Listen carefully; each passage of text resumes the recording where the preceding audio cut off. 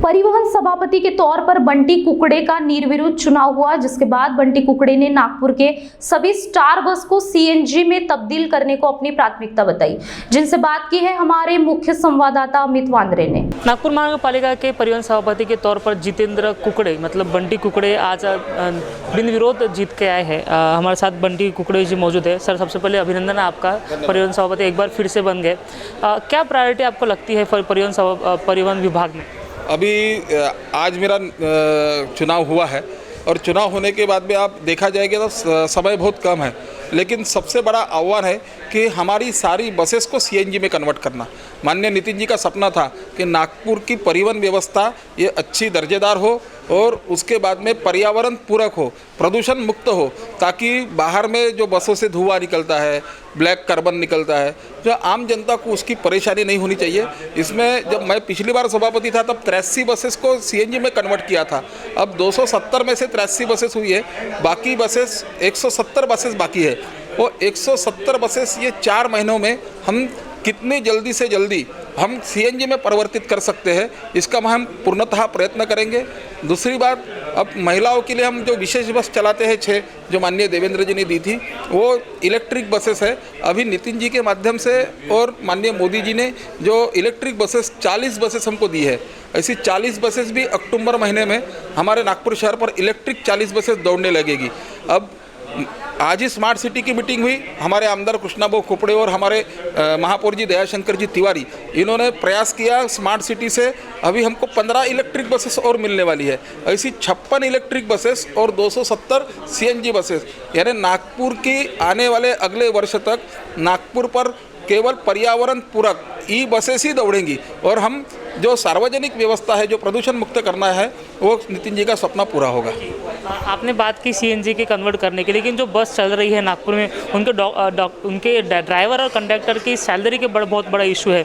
Conductor को कई बार salary नहीं मिल रही। कई लोग जो है मीडिया के पास आते हैं और ये कहते हैं कि सैलरी नहीं मिल रही। उनका जो सवाल है वो किस तरह से सुलझाए? ड्राइवर और कंडक्टरों का जो विषय है, 11,500 रुपये ये ड्राइवर का पेमेंट है और कंडक्टर का पेमेंट जो 8,500 रुपये है या 10,000 के आसपास है। महाराष्ट्र शासन के किमान वेतन अधिनियम जो है, जो लेबर कोर्ट ने जो तय किया है कि ड्राइवरों को इतना पेमेंट देना चाहिए और कंडक्टरों का इतना पेमेंट देना चाहिए, उसके हिसाब से परिपूर्ण हम उतना ही पेमेंट देते हैं। उससे हम शासन के नियम को तोड़कर ना ज़्यादा दे सकते हैं ना हम उसको कम कर सकते हैं। लेकिन इसमें यदि महाराष्ट्र शासन ने यदि ये नियम बनाया कि ड्राइवर और कंडक्टरों का पेमेंट बढ़ा देना चाहिए, तो निश्चित रूप से बढ़ जाएगा पेमेंट। जैसे स्टार बस फिलहाल घाटे में चल रही है, तो उसको मुनाफे में लाने के लिए क्या आपके पास योजनाएं हैं? स्टार बस ही नहीं, आपली बस ही नहीं, महाराष्ट्र की जितने भी महानगर पालिका के माध्यम से बसेस चलती है, उसके पश्चात एसटी महामंडल के से जो बसेस चलती है, देश के अंदर में जितनी बसेस चलती है, ऑल ओवर पूरे जग में जितना पब्लिक ट्रांसपोर्ट है, ये सब घाटे में रहता है। क्योंकि हम सेवा देते हैं, हमको जनता को सेवा देना है, ये हमारा कर्तव्य है। हम पुलिस डिपार्टमेंट को थोड़ी बोल सकते हैं कि आप घाटे में क्यों चल रहे हैं, हम इतना पेमेंट क्यों देते हैं पुलिस को, और वो पुलिस से उत्पन्न नहीं होता। पुलिस की ये कर्तव्य है और सेवा है, वैसा ही परिवहन सेवा ये कर्तव्य है। वो घाटे में हर पब्लिक ट्रांसपोर्ट रहता है, लेकिन उससे उबरने के लिए कुछ पर्यायी व्यवस्था है। जैसे बस पर जाहिरात है जो एडवर्टाइज होती है, उसके बाद मॉल, बस डिपो पर मॉल बनता है, मॉल से जो किराया आता है उसका उत्पन्न में जो घाटा होता है, वो घाटा को बैलेंस करने के लिए ये प्रयासरत रहते हैं। अब हम नागपुर महानगर पालिका में जितनी जगह है बस डिपो की, वहाँ हम प्रस्ताव देंगे कि वहाँ मॉल बनना चाहिए और नीचे बस अड्डा रहना चाहिए। जो मॉल से उत्पन्न आएगा उससे यह घाटा कम होगा। और एक बात जो है, नागपुर शहर ही नहीं, जितने भी महानगर पालिका की बसेस चलती है या एसटी महामंडल, बेस्ट जो है मुंबई की बेस्ट सर्विस जो है बस की सर्विस, ये 3,000 करोड़ के घाटे से चलती है साल के। तो हमारा घाटा तो कम है, हमारा घाटा तो 7 करोड़ रुपए ही महीने का है, यानी 81 करोड़ रुपए हमें साल के कम घाटा होता है। लेकिन हम कुछ योजनाएं ऐसी निकालेंगे कि जिससे हम घाटे में नहीं जाएंगे। आप रेलवे को भी देखिए, पब्लिक ट्रांसपोर्ट है, रेलवे भी घाटे में है। आप एयर इंडिया की सेवा देखिए, वो भी घाटे में है। पब्लिक ट्रांसपोर्ट ये पब्लिक को सेवा देने के लिए है, मुनाफे के लिए नहीं है। वो घाटे में भी होंगे, फिर भी हमको चलाना पड़ता ही है। कई बार देखा गया है कि स्टार बस जो है रास्ते में ब्रेक डाउन हो जाती है, रुक जाती है, जिसके कारण पैसेंजर को परेशानी होती है। ऐसा कई कई बार देखने को मिला, क्या अभी भी ये चीज़ होगी, क्या उसके ऊपर मेंटेनेंस के ऊपर ध्यान दिया जाएगा?